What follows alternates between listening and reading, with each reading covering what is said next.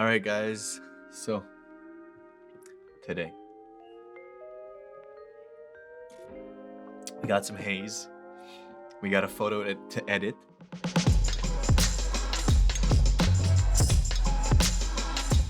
Today, the Art of Photography series with myself, Jay Turpin.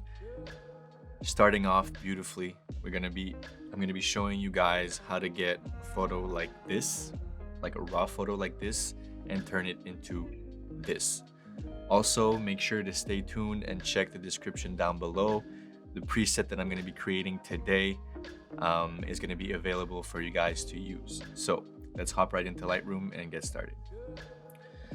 So today we're going to create sort of like an old school kind of vintage look that I really like. It's going to be like more of a warmer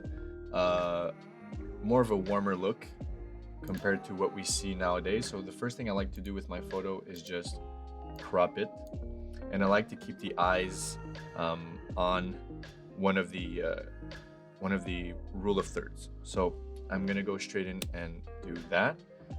After that, the first thing I'm gonna do is make sure that my white balance is correct. So this, I know that I shot on a cloudy day, so I'm just gonna go into my white balance selector and select cloudy.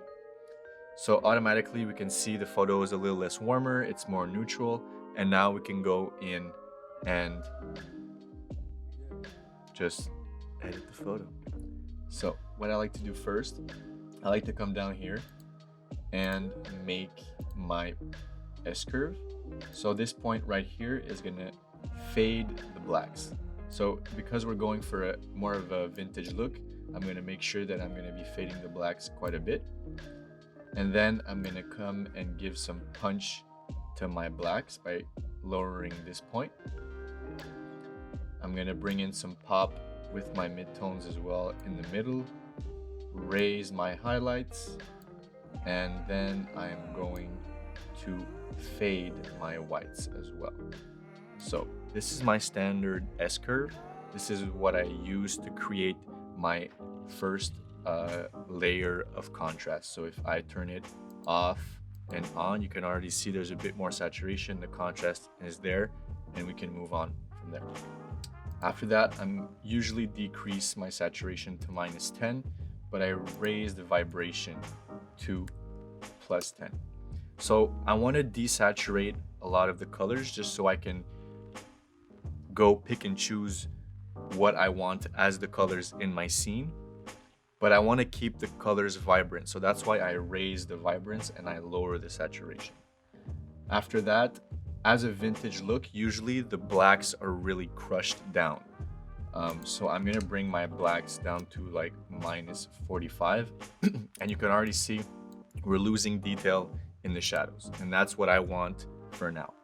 After that, I'm gonna bring up the whites, and I want to exaggerate it a bit just to once again, we're going for a vintage look, so I'm gonna be emulating film photography. And back in the day, the way that they processed white and black was a lot different than they do now. So the whites were always a bit more overexposed and the blacks were always a bit more crushed.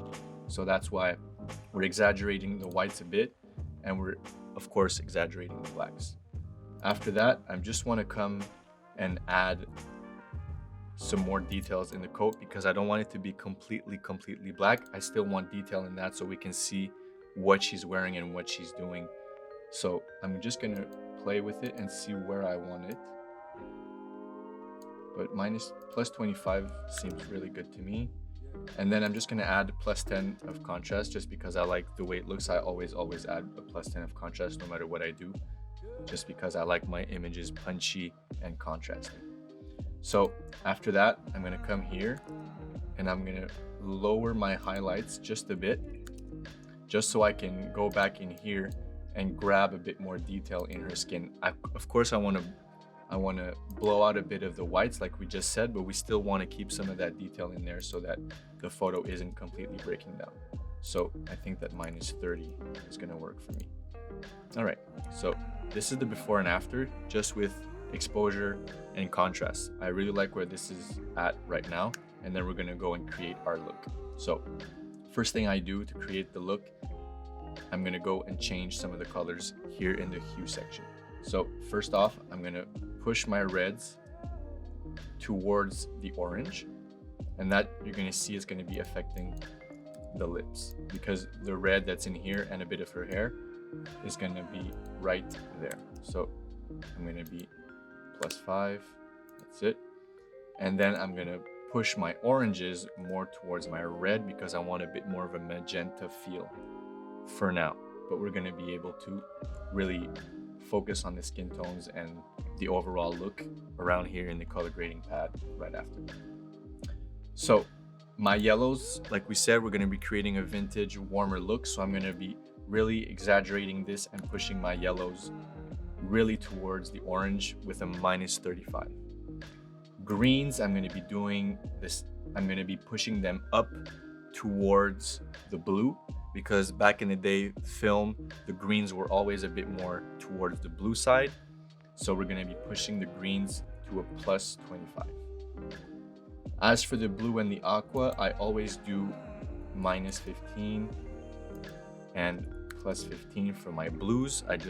This is the standard of what I do. I just love how it looks. Of course, you're gonna get different blues, but this is my patented aqua and blue settings. This is always what I do. As for purple and magenta, there's not really any of that in the image right now, so we're not gonna be touching those.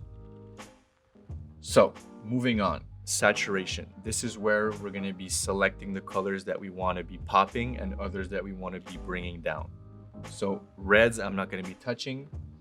Orange, I'm gonna be bringing it down to -10, just because we wanna desaturate a bit of her skin, because if you look before, there's a bit of saturation in there, and we just wanna bring it down just a bit because we wanna control the overall look of the image, and we don't want our colors to be popping too much because we really wanna be creating our own look. After that, the yellows, I'm gonna bring down to -35, and this, if you see, you're gonna be seeing the yellows. Every time you desaturate the yellows, you're gonna be desaturating a lot of your image, because yellows and greens are really prominent in your photos. Greens, I'm gonna be doing -45, and you can see here how it's affecting the greens on the pillar. So if we go back to 0, you can see here, and even I'm gonna decrease it even more because I find that it's distracting if you look there. I'm even gonna go as much as -85. And the yellows and greens are always working together. So if you have some green in your photo and you're having trouble desaturating it with your green, go back into your yellows and lower it.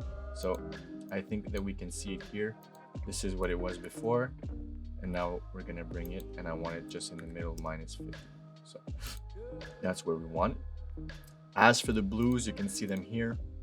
We're gonna do the same process, this time -75 in the aquas, -75 in the blues. You can still see them here, but it's very subtle. But I can tell that there's a lot of purple in there, so I'm gonna go around here and I'm gonna desaturate the purple as well. And let's see what it does to the magenta. Okay, I'm liking where that's at. So as we can see now, the image is completely desaturated, but we still have some of that saturation in the skin tones, and that's exactly what we want.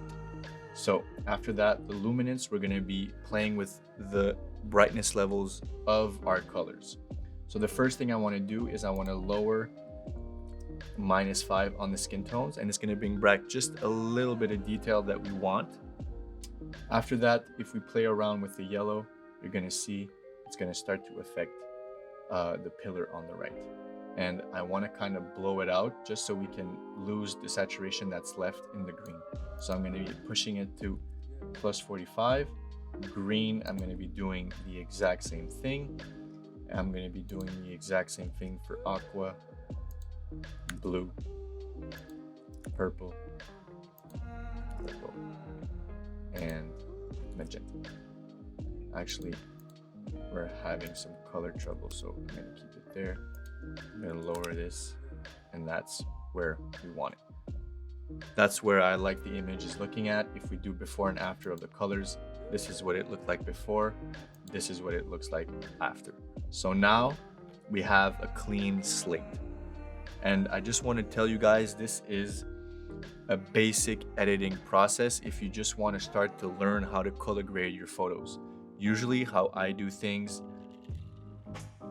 and how I prefer to work now is I really dial in my look with the hue, saturation, and luminance. I leave a lot more color than I did before just because I know how to manipulate them better.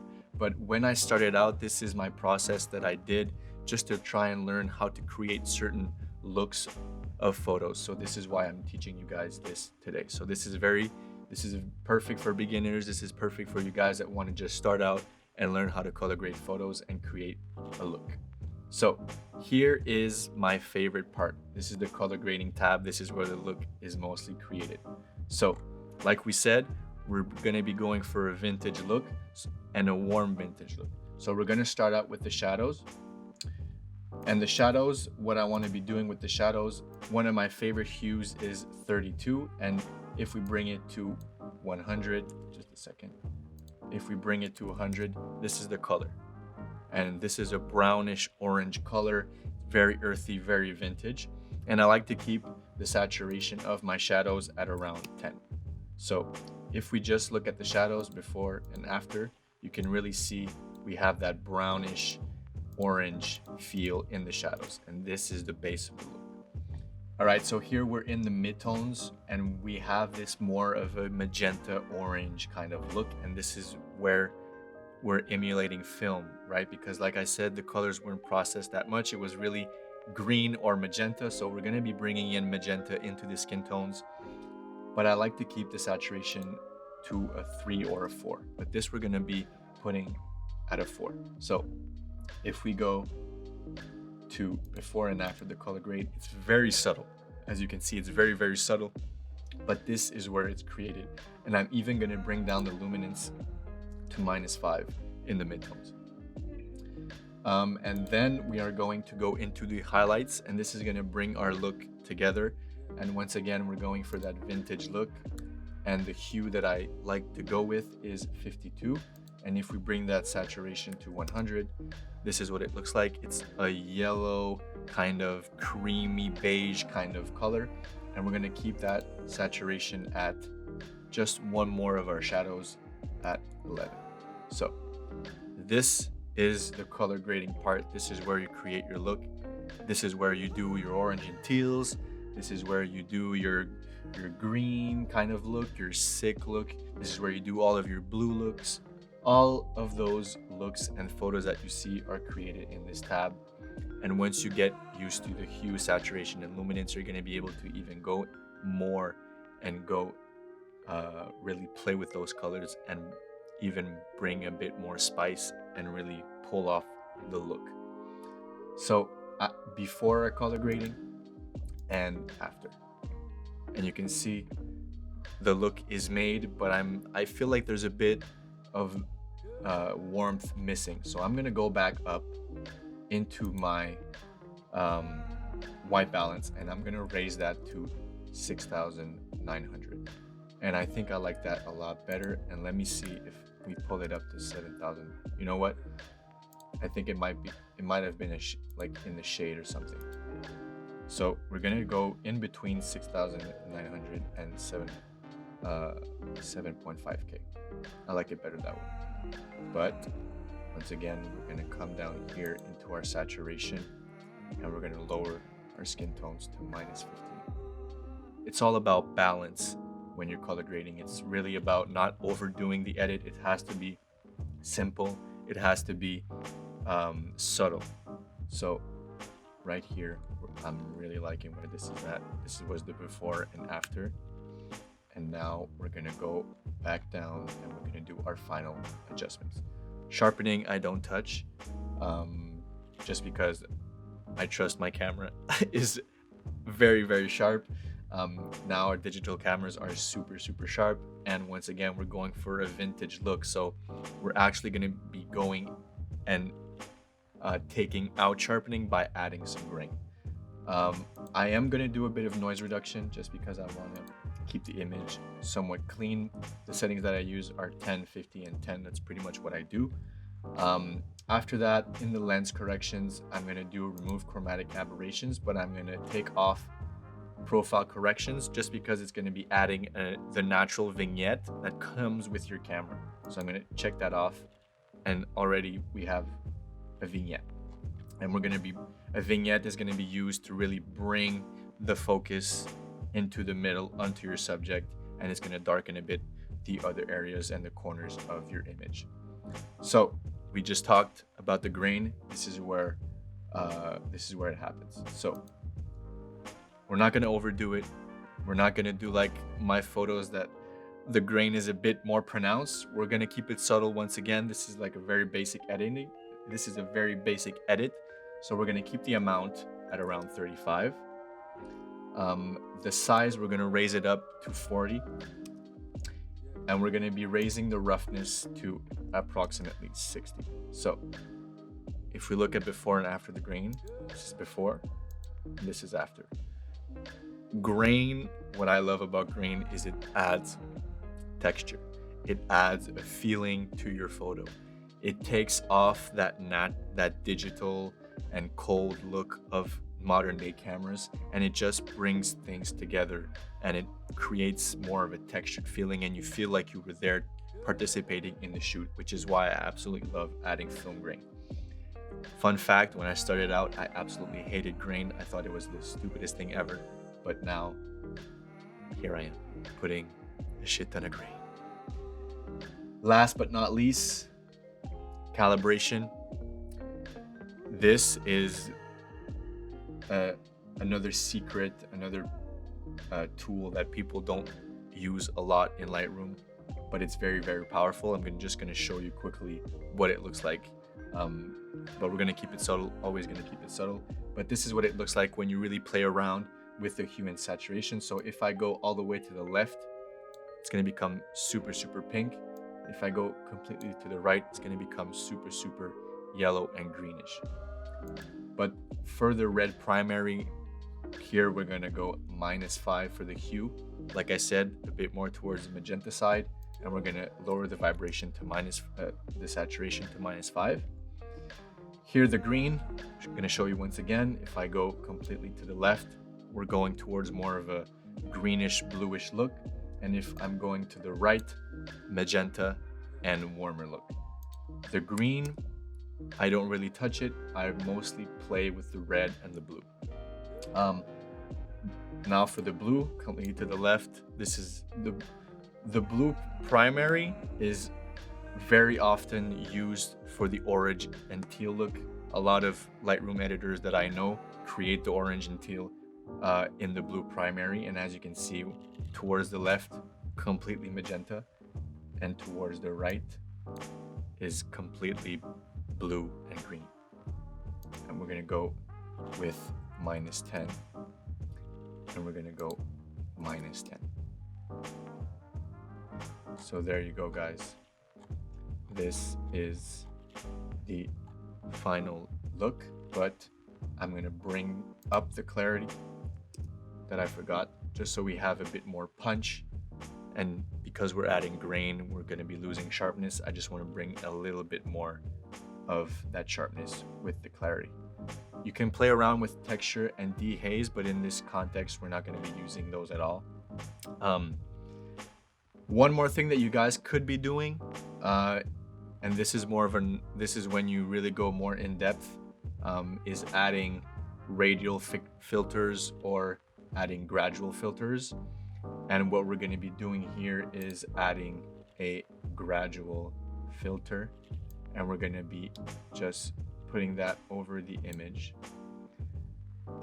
and we're going to go play with it.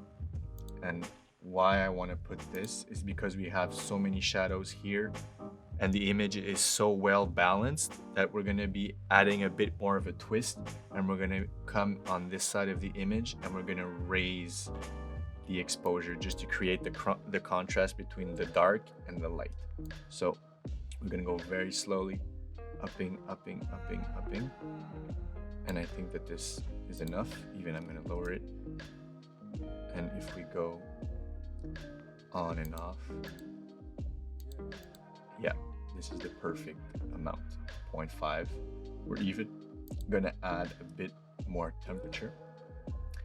And every time you add light with filters, always add contrast. It's going to look a lot more natural, and it's going to blend in a lot better with the rest of your image. So this is the final look. This is what we started with, and this is what we ended with. I hope you guys enjoyed this tutorial. I hope you guys can learn to just play with these settings. What I did when I started out using Lightroom, I didn't even have a camera left. I just went on Google, downloaded as much raw images that I could, and I watched hours and hours and hours of Lightroom tutorials on YouTube. And I suggest you guys do the same if you want to start learning a lot about Lightroom.